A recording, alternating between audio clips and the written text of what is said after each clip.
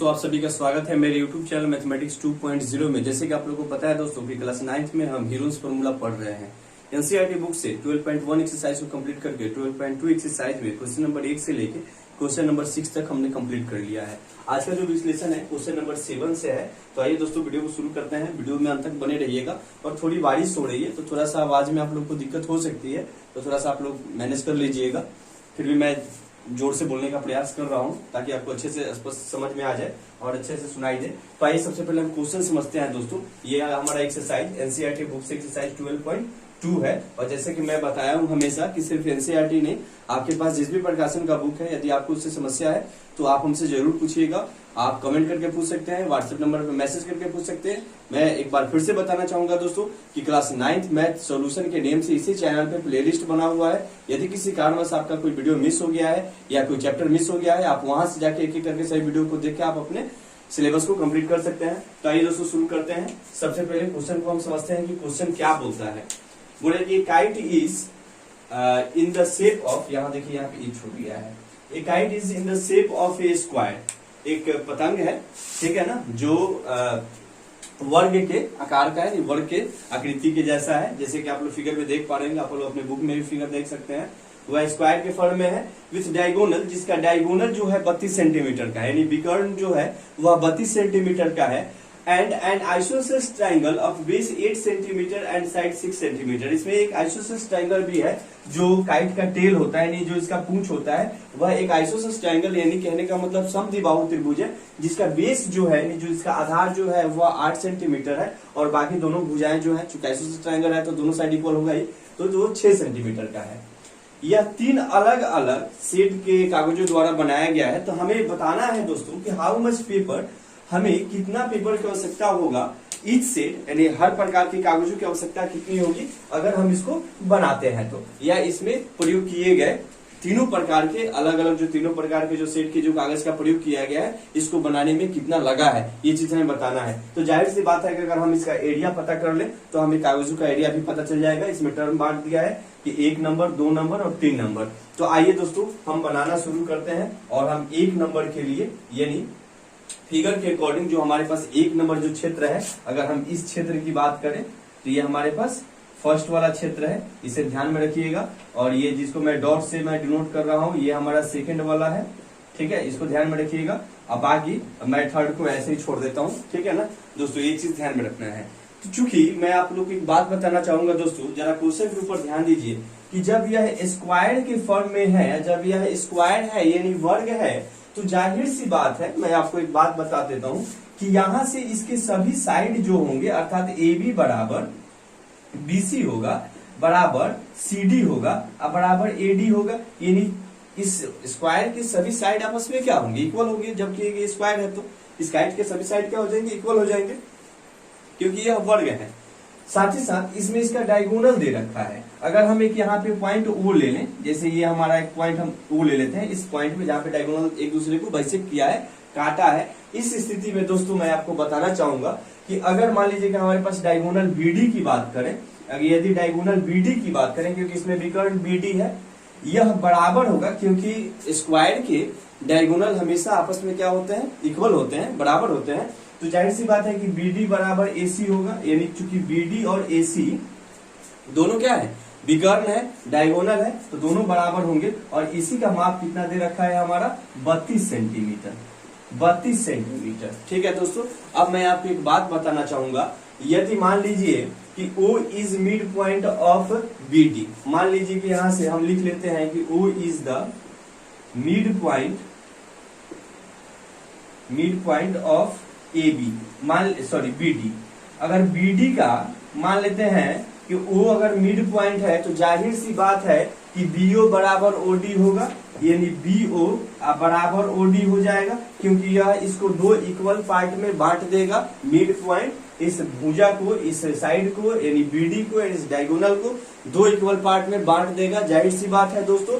तो आइए, जब इसको 2 इक्वल पार्ट में ये बांट देता, और ये चूंकि टोटल कितना है, 32 है, टोटल 32 है, तो यहां से BO और OD का जो माप हो जाएगा वह 32/2, यानी यह 16 सेंटीमीटर का हो जाएगा, ठीक है दोस्तों। जब यह 16 सेंटीमीटर का है तो चूंकि बीओ बराबर ओडी है तो यहाँ से एओ बराबर भी तो ओसी होगा, यानी एओ बराबर भी तो ओसी होगा बराबर 16 सेंटीमीटर, क्योंकि डायगोनल तो 32 सेंटीमीटर दे रखा है तो डायगोनल तो इक्वल ही होता है ना। स्क्वायर में जो हमारे पास जो दो डायगोनल जो प्राप्त होते हैं तो दोनों आपस में समान ही होते हैं, इक्वल ही होते हैं, जैसे कि उनका साइड इक्वल होता है। ठीक है, तो अगर एक डायगोनल अगर 32 का है तो सेकेंड वाला भी क्या होगा, 32 का ही होगा। और यदि डायगोनल का आधा एक का 16 सेंटीमीटर हुआ तो दूसरे का आधा भी 16 सेंटीमीटर ही होगा, और दूसरे का आधा यही त्रिभुज एबीडी का हाइट का काम करेगा। यानी अब हम निकाल लेंगे हियर, यानी यहां से एरिया ऑफ ट्राइंगल एबीडी, हम एबीडी का एरिया निकाल लेंगे, एबीडी। तो त्रिभुज में हमें हाइट पता है, बेस है ही, तो हम सीधे इसी फॉर्मूला से निकाल लेंगे कि 1/2 बेस इंटू हाइट। बेस यानी डायगोनल उसका बेस का काम कर रहा है, चूंकि बीडी डायगोनल है और यही बेस का काम कर रहे हैं, तो इसका मास कितना है बाबू, 32 है, गुना 16। चूंकि हाइट तो एओ बराबर ओसी है, बीओ बराबर ओडी है, तो यहाँ से एओ हमारा क्या है, हाइट ही है ना, यानी ऊंचाई ही है ना, यानी यह हो जाएगा 16 सेंटीमीटर। 2 से 32 को 16 बार में काट दीजिए, 16 में 16 से मल्टीप्लाई करवाइएगा तो 256 आ जाएगा, यानी 256 सेंटीमीटर स्क्वायर हमें पार्ट 1 यानी इसके जो हमारे पास जो 1 नंबर का जो एरिया है, यानी पार्ट 1 का जो एरिया है वह 256 सेंटीमीटर आया। ठीक है, 256 सेंटीमीटर आया। अच्छा दोस्तों, अब मुझे एक बात बताइए, अगर हम स्क्वायर की बात करें, वर्ग की बात करें, तो डायगोनल भी क्या करता है, एरिया में भी दोनों पार्ट को इक्वल हिस्सा में बांट देता है। तो जब यह स्क्वायर है, इसके एक पार्ट का एरिया, इसके डायगोनल का एक पार्ट का एरिया जो आया है 256 सेंटीमीटर रहता है, तो अदर पार्ट भी तो सेम उसी के तरह है ना, सिमिलर है, कॉन्ग्रुएंस है, तो जाहिर सी बात है कि इसका एरिया भी सेम उसी प्रकार होगा। यानी यहां से हम लिख लेंगे नाउ हटाइए, लिख लीजिए, इसीलिए एरिया ऑफ ट्राइंगल बीसीडी बराबर भी कितना हो जाएगा, 256 सेंटीमीटर हो जाएगा। क्यों?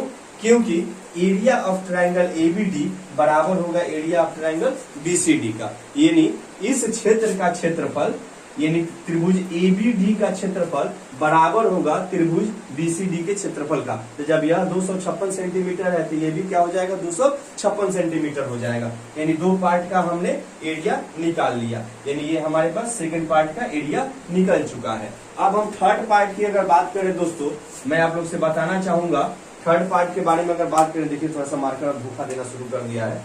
तो थर्ड पार्ट में जो बेस है इस त्रिभुज का, यानी ईएफ जो है बाबू हमारे पास, वह 8 सेंटीमीटर का है।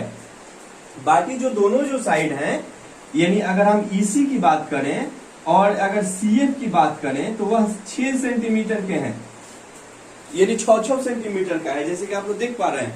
तो हम हीरोन्स फार्मूला का प्रयोग करके, या हमने आपको आइसोसेलेस ट्रायंगल के लिए फार्मूला भी बताया है समद्विबाहु त्रिभुज का, उसका भी प्रयोग करके आप बना सकते हैं। तो आइए, चूंकि हीरोन्स फार्मूला है तो हीरोन्स फार्मूला का प्रयोग करके बनाइए। तो इसके लिए आपको सेमी पेरीमीटर चाहिए ना। अगर हम एरिया सीईएफ का अगर हम एरिया पता करना चाहते हैं, त्रिभुज सीईएफ का अगर एरिया पता करना चाहते हैं, तो सबसे पहले हमें सेमी पेरीमीटर चाहिए, यानी एस चाहिए।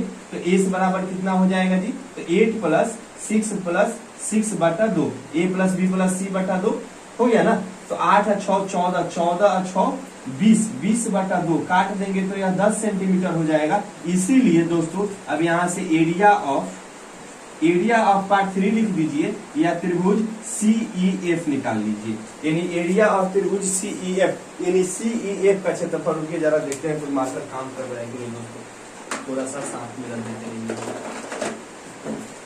यहाँ से हम त्रिभुज सीईएफ का एरिया निकाल लेते हैं। देखिए थोड़ा सा तो चल रहा है, लग रहा है। सीईएफ का यहाँ से एरिया निकाल लेंगे तो एरिया क्या हो जाएगा, √s इंटू 10 माइनस 8 हो जाएगा, क्योंकि s इंटू एस माइनस ए इंटू एस माइनस बी आप लोगों को फॉर्मूला बताया गया है 10 - 6, और यहाँ से भी कितना हो जाएगा 10 - 6। उम्मीद है दोस्तों कि यहाँ तक आपको समझ में आया होगा। आगे अगर बढ़े तो यह हो जाएगा √10 गुना 10 में से 8 जाएगा, यह 2 हो जाएगा, 10 में से 6 जाएगा 4 हो जाएगा, 10 में से 6 जाएगा, ये भी 4 हो जाएगा। तो आप चाहे तो यहाँ पे पेयर लग जा रहा है, तो अगर पेयर लग जा रहा है तो आप इसको यहाँ से निकाल सकते हैं बाहर। थोड़ा सा इसको फैक्टराइज कर लीजिए। 10 को हम लिख सकते हैं क्या, 2 गुना 5, गुना 2 गुना 4 गुना 4, 4 का यहाँ पे पेयर मिल चुका है और 2 का भी पेयर मिल चुका है। ठीक है दोस्तों, तो एक पेयर से एक नंबर, एक पेयर से एक नंबर, यानी इसको हम 8 और √5 लिख सकते हैं। इसको 8 √5 लिख सकते हैं, जो कि हमारा एरिया आ गया किसका, तो CEF का, यानी इतना सेंटीमीटर स्क्वायर मेरा इसका एरिया आया। क्या आप लोग को नीचे तक दिखाई दे रहा है? चलिए वहां तक तो दोस्तों दिखाई दे रहा है, यानी 5 √5 इसका मेरा एरिया आया।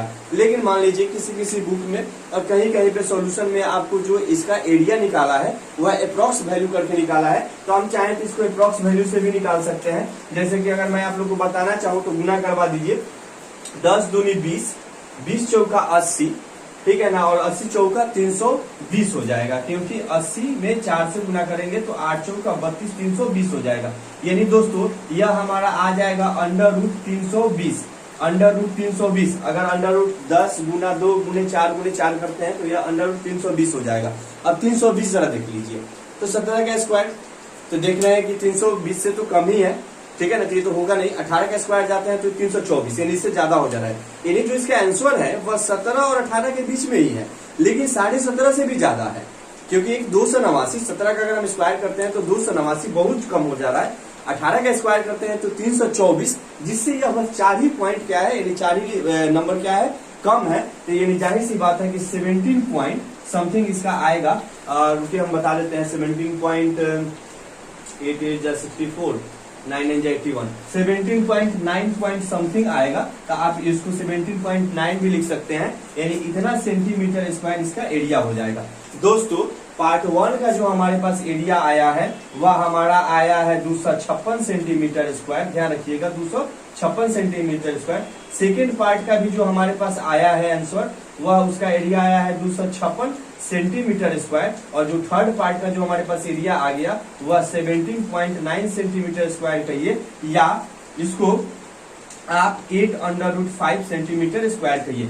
इतना हमें, ठीक है ना, पेपर शीट की आवश्यकता होगी, इतने सेट की हमें आवश्यकता होगी, सेट कागजों की आवश्यकता होगी इस पतंग को बनाने में।